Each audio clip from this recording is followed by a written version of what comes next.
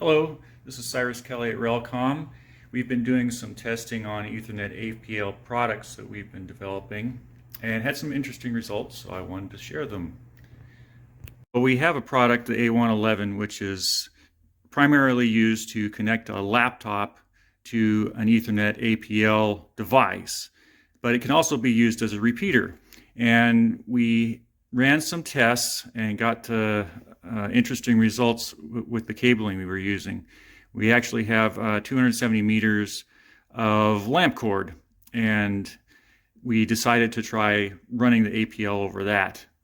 So what we did was set up a laptop with the A111 configured as a repeater and connected the laptop to the A111 and then ran excuse me, the lamp cord from one A111 to another, and then the Ethernet port on the A111 to the Relcom normal Ethernet network, which connects to the internet. So we could get a connection out to the internet through the Ethernet-APL cable for the laptop. So here's our test setup. We have our laptop. The RJ45 Ethernet port is connected with a Ethernet cable over to our A111.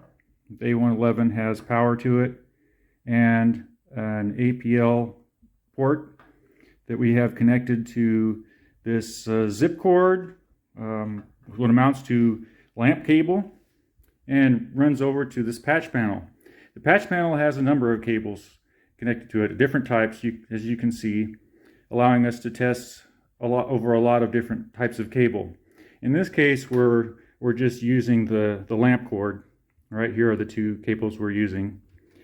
And it runs out for 270 meters and starts at this port, comes back this one. We run it over here to the A111 number 2 and then connect it via the Ethernet port to our Relcom network that then connects to the internet.